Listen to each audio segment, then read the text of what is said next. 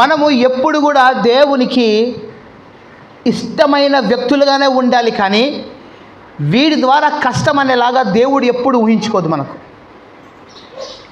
ఈరోజు మీ అందరితో నేను ఒక వ్యక్తి గురించి మాట్లాడాలనుకుంటున్నాను.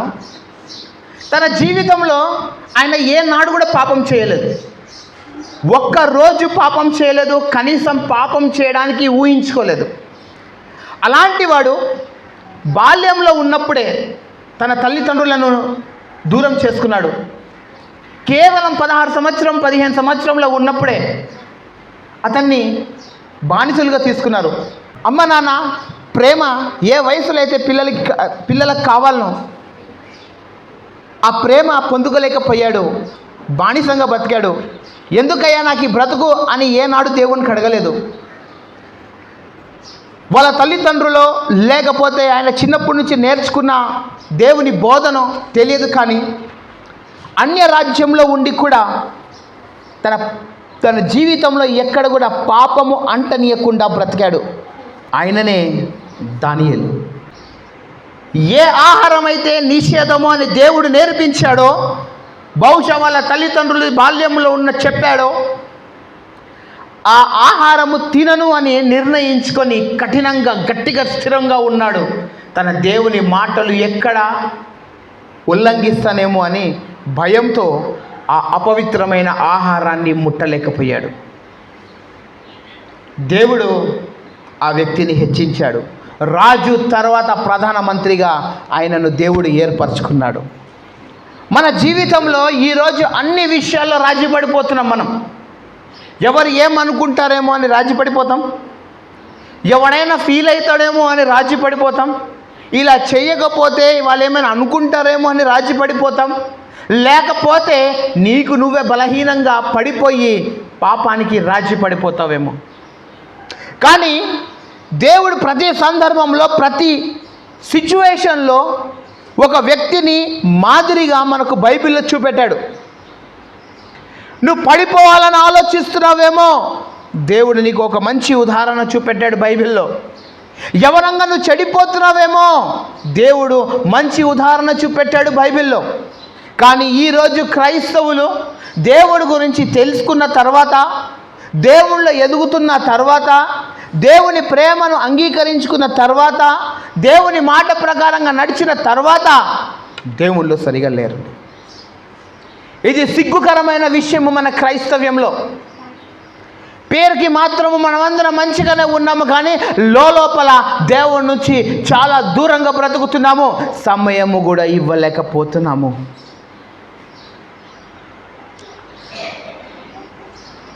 మనము రాజీ పడిపోయే క్రైస్తవులుగా ఉంటున్నామా, లేకపోతే ధైర్యంగా దేవుని పనిలో ముందుకు వెళ్ళిపోవాలనే క్రైస్తవులుగా మనం ఉంటున్నామా? ఏ విషయంలో మనం రాజీ పడిపోతున్నాము? ఒకసారి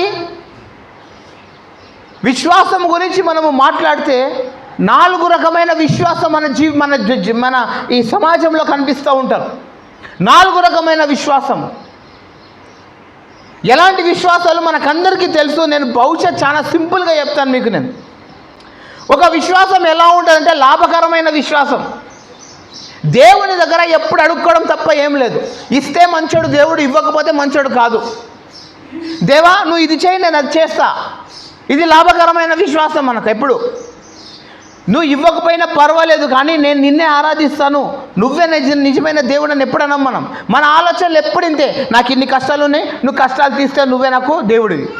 నువ్వు నా కష్టాలు తీరిస్తే నేను నీకు ఇది చేస్తా, నువ్వు నా సమస్యలు తీరిస్తే నేను నీకు ఇది చేస్తా, నువ్వు నా కొరకు ఇది చేస్తే నేను నీ కొరకు అది చేస్తా అనే మాటలతోనే మనము దేవుడి నుంచి దూరం వెళ్ళిపోతున్నాము. మీరేమనుకుంటున్నారు? దేవుడు మీ మాట విన్న తర్వాత అది నెరవేరుస్తాడని అనుకుంటున్నారా? ఎలా ఊహించుకోగలుగుతాము? దేవునితో మనం బిజినెస్ ఆడుకుంటామా? బిజినెస్ ఆ దేవునితో? నువ్వు నాకు ఇది ఇస్తే నేను ఇస్తా, నువ్వు నా జీవితం ఇలా చేస్తే నేను ఇలా చేస్తా, నువ్వు నాకు అన్నీ చేసి పెట్టు, నేను నిన్ను నమ్ముతా. లేకపోతే నువ్వు నాకు ఈ సమస్యది, నాకున్న కొన్ని అలవాట్లను మానేస్తా. ఇది దేవునితో మాట్లాడే మాటలా ఇవి? దేవునితో ఎప్పుడు కూడా మన స్వతహాగా లాభము కొరకే మనము దేవుని దగ్గర అవుతున్నామే, కానీ దేవుని పైన అపారమైన ప్రేమ చూపెడుతూ మనము దగ్గర వెళ్ళలేకపోతున్నాము. ఇది ఒక రకమైన విశ్వాసులు. ఇంకొక రకమైన విశ్వాసులు ఎలా అంటే తానా అంటే తందాన అనే టైపు. అందరూ ఒక పెద్ద సంఘానికి వెళ్ళారనుకోండి, ఈ సంఘం చిన్నది, పలానా సంఘం పెద్దది, ఈ సంఘంలో లేనిది ఆ సంఘంలో ఉంది అని అనుకుంటాం మనం. ఎలా అయిపోతున్నామంటే మనము ఇది తానా అంటే తందాన క్రైస్తవులు, ఒక్కచోట స్థిరంగా ఉండని క్రైస్తవులు. ఎవరు కొత్త వ్యక్తి కనిపిస్తే ఆ వ్యక్తి మంచోడబ్బా, మంచి ప్రార్థన చేస్తాడబ్బా, మంచిగా అలా ఉంటాడబ్బా, మంచిగా ఎలా ఉంటాడని చెప్పి వాళ్ళ వెనకలనే వెళ్ళిపోతూ ఉంటారే. కానీ సంఘాన్ని మాత్రము, సంఘ క్రమాన్ని మాత్రము, సంఘ సిద్ధాంతాన్ని మాత్రము వదులుకొని కొత్త కొత్త సిద్ధాంతాలు, కొత్త కొత్త విధమైన రకాలు, ఎక్కడైతే బాగా బ్యాండ్ బాజాలు ఉంటాయో, ఎగురుతారో, గంతులాడతారో అలాంటి ప్రాంతాల్లో పోయి మన ఆత్మీయ జీవితాన్ని నాశనం చేసుకుంటూ ఉంటాము. నాకు తెలిసిన ఒక వ్యక్తి ఉన్నాడండి, ఒక చిన్న సంఘానికి కట్టుబాటుగా ఉండేవాడు అతను. అలాంటి వాడు ఏం చేశాడు తెలుసా? ఒకరోజు ఫోన్ చేసి అడుగుతున్నాడు, అరే ఏమనుకోకపోతే ఒక చిన్న హెల్ప్ కావాలని అడిగింది. నాకు ఏమైందని అడిగిన, మా నాన్న చనిపోయాడు, పాతి పెట్టడానికి ఎవరు వస్తలేరు అన్నారు. నాన్న చనిపోయాడు, పాతి పెట్టడానికి ఎవరు వస్తలేరు. నాన్న ఏ చర్చ్కి వెళ్తావరా నువ్వు అని అడిగిన. పలానా చర్చ్కి వెళ్ళేటోడిని, ఇప్పుడు ఆ చర్చ్ వదిలేసి వేరే చర్చ్కి వెళ్తున్నా, పెద్ద చర్చ్కి వెళ్తున్నా అన్నాడు. మళ్ళీ ఆ చర్చ్కి చెప్పని చెప్పిన. పోయి చెప్తే వాళ్ళు ఏమన్నారంటే తెలుసా, వాళ్ళకి వెనకు మేము ఇలాంటి కార్యక్రమాలు చేయము, మీరు మా సంఘంలో సభ్యులా అని చెప్పిండంట. ఒక డెడ్ బాడీ ముందు ఒక డెడ్ బాడీ ఇంట్లో పెట్టుకున్నాడు. ఒక శవం ఇంట్లో పెట్టుకున్న తర్వాత ఆ శవంతో ఇప్పుడు ఎలా సంఘము ఆట ఆడుకుంటున్నారో మీరు చూసుకోవాలి.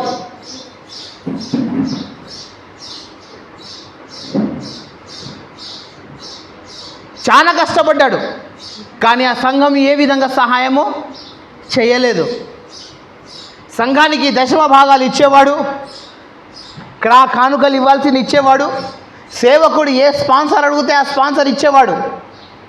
కానీ తన ఇంటిలో ఒక భయంకరమైన సంఘటన జరిగిన తర్వాత ఆ సేవకుడు చేతులు ఎత్తేసి చెప్పే మాట ఏంటంటే, మృతులను ఏం చేస్తారంట, పాతి పెడతారని డైలాగ్ కొట్టేసి వెళ్ళిపోయాడు. నేను అడిగిన ఒక మాట ఆయనకు, మరి ఇంతకుముందు ఏ చర్చ్కి వెళ్ళేటోడు అంటే పలానా ప్లేస్లో వెళ్ళేటోడు. ఒకసారి ఆ పాస్టర్కి ఫోన్ చేయను, నీకు ఏమైనా సహాయం చేస్తాడేమో అని చెప్పిన. ఆ బ్రదర్కి ఎప్పుడైతే కాల్ చేశాడో ఆ పాస్టర్ గారు పరిగెత్తుకుంటూ ఆయన దగ్గర పోయి ఇమ్మీడియట్గా కార్యక్రమం అంతా చేసేసి మ్యాటర్ క్లియర్ చేసి పడేసి. ఎవరు పనికి వచ్చారంటే చివరికి? పెద్ద సంఘం పనికి వచ్చిందా, చిన్న సంఘం పనికి వచ్చిందా? చెప్పండి చెప్పండి, నోరు. ఎందుకు తెలుసా? చిన్న సంఘము ఒక్కొక్క వ్యక్తి బాధలను తెలుసుకుంటుంది కాబట్టి. పెద్ద సంఘంలో ఆ బాధలు ఉండవు. నువ్వు వస్తే ఏంది, రాకపోతే ఏంది, సీటు నిండితే ఏంది, నిండకపోతే ఏంది, నాకు జీతం వస్తే చాలా వెళ్ళిపోతాడు ఆయన. కానీ మిమ్మల్ని ప్రతి క్షణం ఆదుకునేవాడు, మీ కొరకు ప్రార్థన చేసేవాళ్ళు, మీ సుఖ దుఃఖాల్లో కష్ట సుఖాల్లో అన్ని విధాలుగా మీ దగ్గర ఉండి మీ పక్కన ఉండి అన్నీ చేసేవాడు చిన్న సంఘములో ఉన్న సేవకులే అండి. వాళ్ళు మీకున్న కష్టం కొరకు ప్రార్థన చేస్తారు. ఏమైనా సమస్య ఉంటే పరిగెత్తుకుంటా మీ ఇంటికి వస్తారు.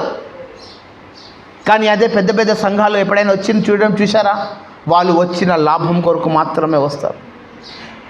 ఈ క్రైస్తవులు చాలా డేంజర్. ఎందుకంటే వీళ్ళు ఇటు ఉండరు అటు ఉండరు. అందుకనే చెప్తాను, కొత్తగా కనిపించే ప్రతి దాని వెనుకల్లో పరిగెత్తడము క్రైస్తవునికి సరి అయిన పద్ధతి కాదు. తన నమ్ముకున్న దేవుడు, తన నమ్ముకున్న ఒక క్రమము, తన నమ్ముకున్న ఒక సిద్ధాంతాన్ని దేవుడు ఒక సంఘంలో నేర్పిస్తున్నప్పుడు ఆ సంఘానికి నువ్వు కట్టుబడి ఉండి ఆ సంఘానికి ఒక పునాదిగా నువ్వు ఉంటున్నావా, లేకపోతే వాళ్ళలాగా తానా అంటే తందానని చెప్పి వెళ్ళిపోతున్నావా? ఇంకొక క్రైస్తవులు ఉంటారు, షోపుటప్ క్రైస్తవులు. ఈ క్రైస్తవులకు పని ఎప్పుడు ఏముంటుంది తెలుసా?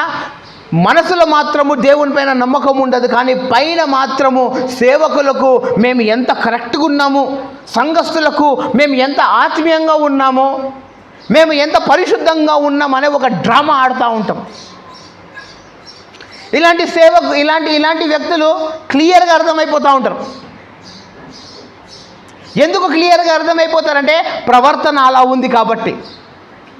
ఇంకొక క్రైస్తవుడు ఉంటాడు, ప్రాణం పోయినా, సర్వం పోయినా, శరీరము క్రుల్లినా ఏం చేస్తాడైనా దేవుని కొరకు స్థిరంగా నిలబడతాడు. క్రైస్తవులు మన మధ్యలో ఉన్నారు. ఈ 4 వెరైటీస్. మనము ఏ వెరైటీలో ఉన్నాం? ఎవరు పిలిస్తే వాళ్ళ దగ్గర పరిగెత్తుకుని పోయే క్రైస్తవులుగా ఉన్నామా?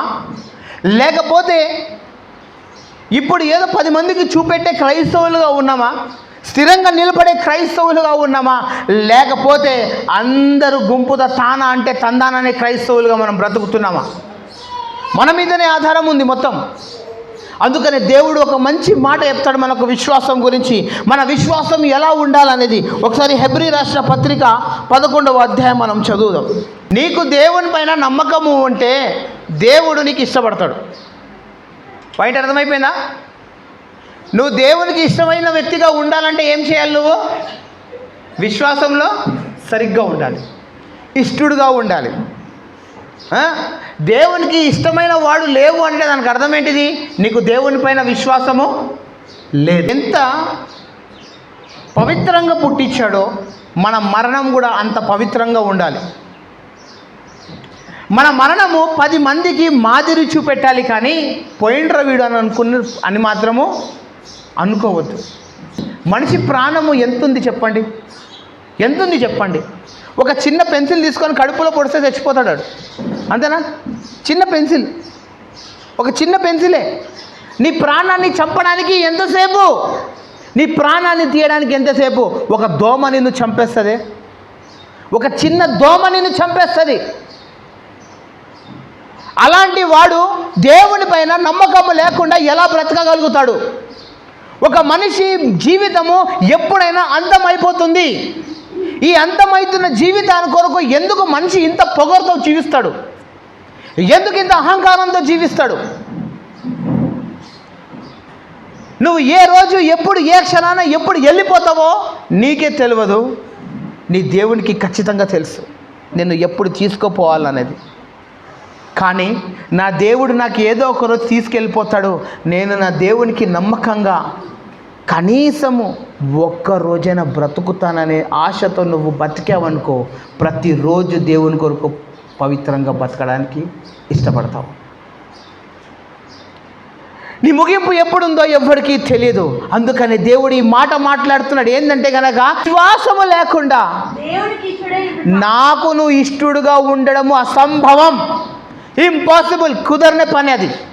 నాకు గనక నువ్వు ఇష్టడుగా ఉండాలంటే నా పైన నమ్మకం పెట్టాలి. మీ తండ్రి పైన మీరు నమ్మకం పెట్టుకుంటారా? ఇప్పుడు ఆ చిన్నోడు ఉన్నాడు, పాపం తిరుగుతున్నాడు, అటు ఇటు తిరుగుతున్నాడు.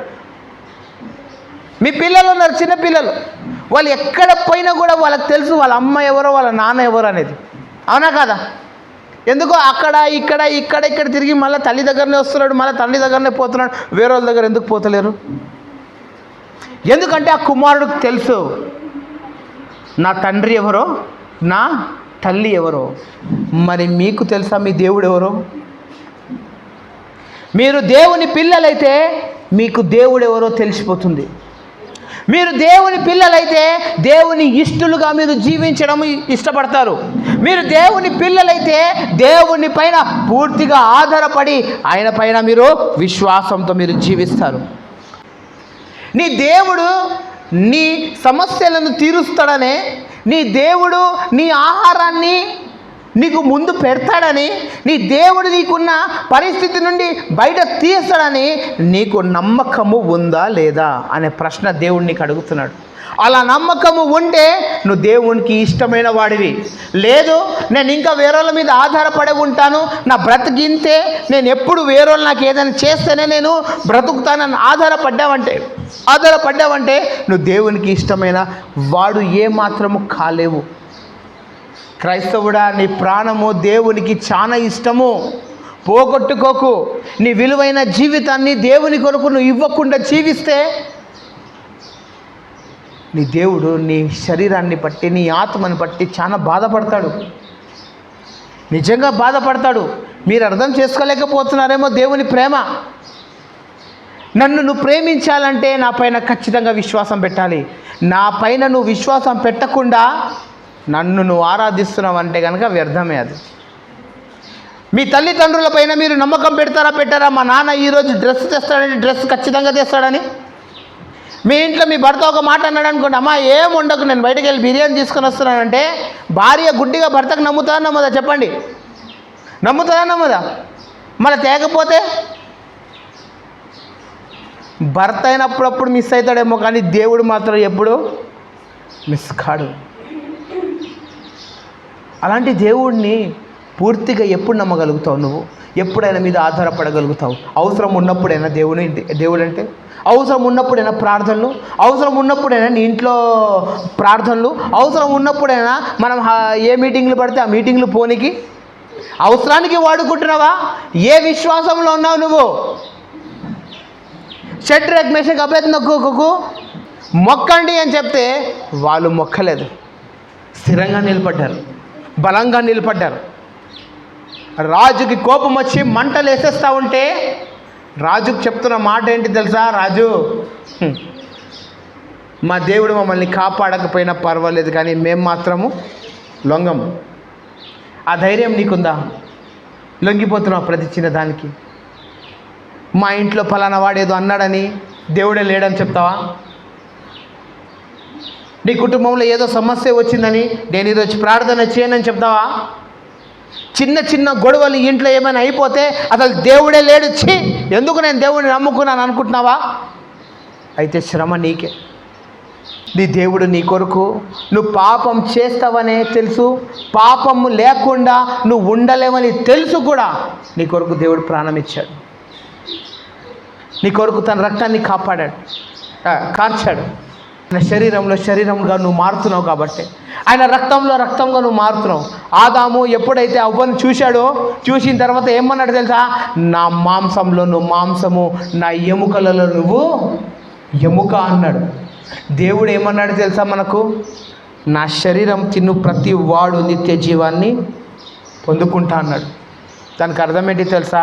నీ దేవుడు సజీవుడు గనక, మన దేవుడు సజీవుడు గనక మీరు కూడా ఆయనతో పాటు సజీవంగా చేరతారని. అంత ప్రేమిస్తున్నాడని మనకు దేవుడు. కానీ మనం నిజంగా దేవుణ్ణి ప్రేమిస్తున్నామా? ఆలోచించండి ఒకసారి. మన ప్రేమ ఎంత అబద్ధమో మనకు అర్థమైపోతుంది. చిన్న సమస్యలలో ఒక క్రైస్తవుడు విసుక్కుంటున్నాడంటే కనుక వానికి దేవుని పైన ఏమాత్రం విశ్వాసం లేదు. అలాంటి క్రైస్తవుడు సిగ్గుతో తన దించుకొని బ్రతకాల్సిందే. అసలు దేవుని పైన ఆధారపడని వాడేం క్రైస్తవుడు అవుతాడండి?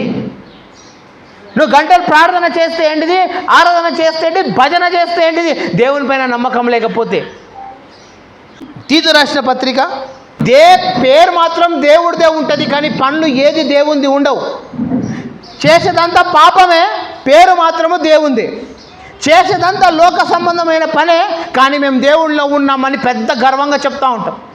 దేవుడే ఒక్కనాడు కూడా వాళ్ళకు గుర్తు రాదు, కానీ ఆదివారం రాగానే అబ్బా పవిత్రులం. చదువునా? వారి నోర్లు వాళ్ళ నోర్లు మూయించాలి. అట్టి వారు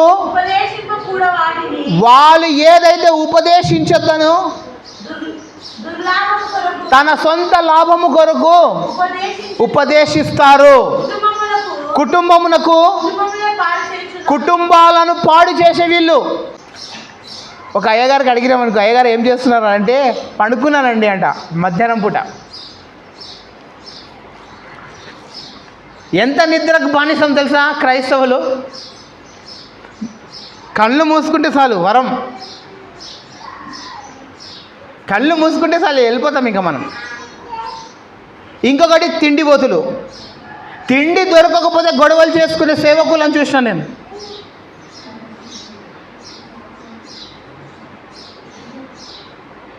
అన్నంలో మాంసం ముక్క లేకపోతే గొడవ పెట్టుకునే సేవకులను చూసినా నేను.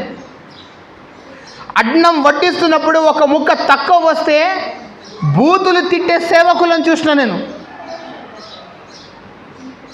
ఎప్పుడు చూసినా తిండి, ఎప్పుడు చూసినా నిద్ర, ఎప్పుడు చూసినా తన సొంత లాభము కొరకు దానికి ఏమంటారంటే బోధలు. ఇలాంటి వాళ్ళ నుండి క్రైస్తవుడు చాలా దూరం ఉండాలి. ఏ మాటల్లో అయితే దేవుని విశ్వాసమో దేవుని మాటలు కనపడదో ఆ సేవకుడు చాలా డేంజర్. అర్థం చేసుకోండి క్రైస్తవుడా. సేవకుడు అంటే దేవుని పని చేసేవాడు, దేవునితో నడిచేవాడు, దేవునిలో ఉండేవాడు, దేవుని మాట ప్రకారంగా నడిచేవాడు. అంతేకాని సొంత లాభము కొరకు పని చేయడం అనేది వాడు సేవకుడు ఏమాత్రం కాడు. అలాంటి వాని కొరకు నిత్యాగ్ని సిద్ధంగా ఉంది. మన జీవితాలు బాగుండవు, కానీ అందరి జీవితాలు బాగుండాలని కోరుతూ ఉంటాడు. మనము చీకట్లో బ్రతుకుతాము, కానీ ఎదుటివాడు చీకట్లో ఉండొద్దని నేర్పిస్తూ ఉంటాడు.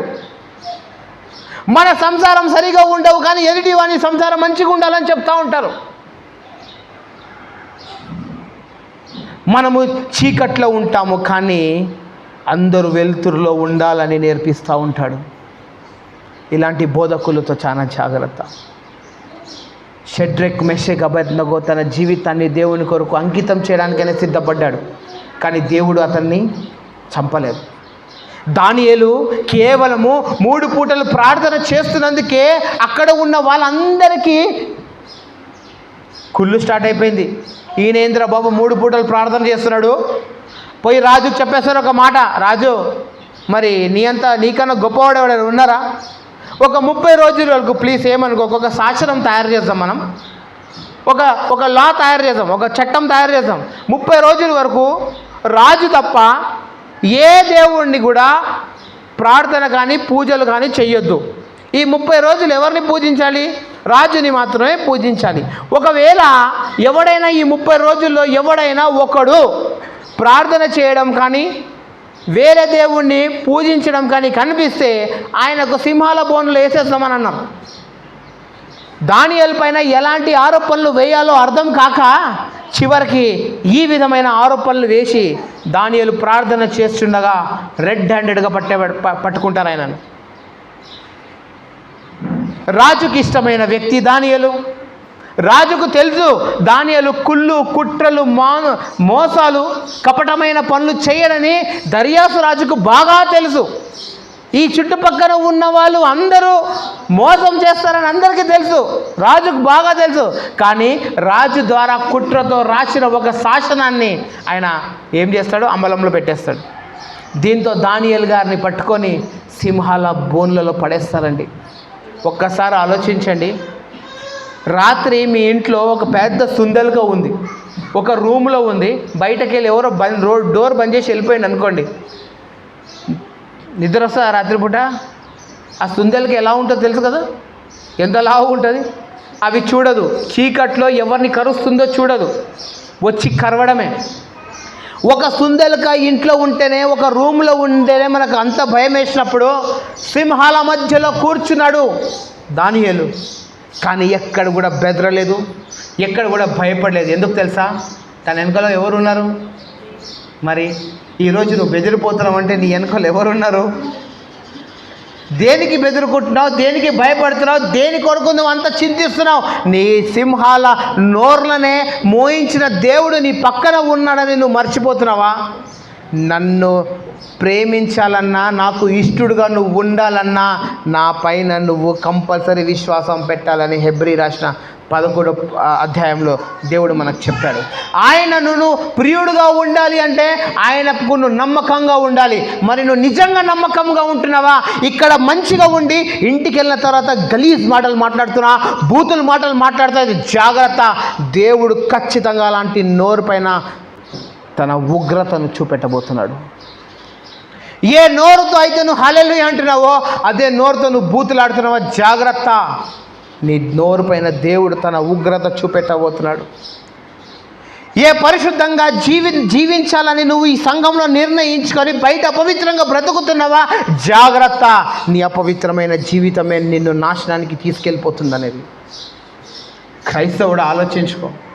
నీ జీవితము దేవునికి అంకితం చేస్తావా, లేకపోతే నీ ఇష్టం ఉన్న ప్రకారంగా నువ్వు జీవిస్తావా? నువ్వే ఆలోచించుకోవాలి. మనమందరం కళ్ళు మూసుకుందాం. కళ్ళు మూసుకొని దేవుని సన్నిధిలో మనం అడుగుదాం. మన విశ్వాసము రోజు రోజుకి పడిపోతుంది. నామకార్థ క్రైస్తవులుగా జీవిస్తున్నాము.